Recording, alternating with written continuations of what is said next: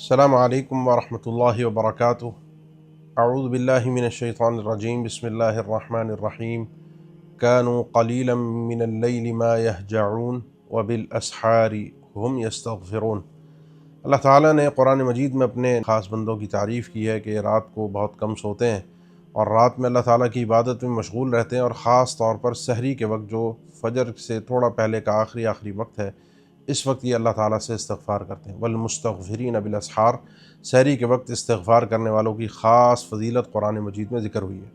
رمضان مبارک کے مہینے میں عام طور پہ ہم اس وقت جاگ رہے ہوتے ہیں، اپنے کھانے پینے کے انتظام میں مشغول ہوتے ہیں، اور کیوں نہ ہو اس وقت کچھ کھانا سحری کے وقت یہ برکت والا کھانا ہے۔ تسحروا فإن فی السحور برکہ، سحری کیا کرو کیونکہ سحری کے وقت یہ جو کھانا ہوتا ہے اس میں اللہ تعالیٰ نے بڑی برکت رکھی ہوتی ہے۔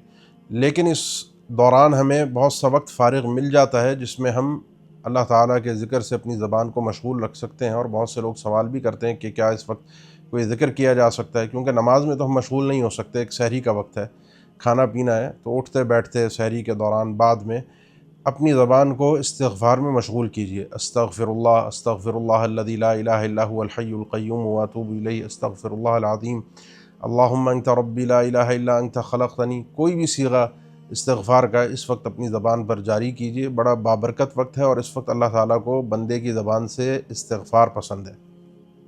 فجر کے بعد جب صبح روشن ہو جاتی ہے اس وقت تسبیح کرنا یہ اللہ تعالیٰ کو زیادہ پسند ہے۔ فسبحان اللہ حین تمسون وحین تصبحون۔ تو فجر سے پہلے سحری کے وقت استغفار کا اہتمام کیجیے، اور فجر کے بعد جو صبح کے اذکار ہیں ان کا اہتمام کیجیے، جس میں خاص طور پر اللہ تعالیٰ کی تسبیح سبحان اللہ کا اہتمام کثرت سے کرنا یہ اللہ تعالیٰ کو پسند ہے۔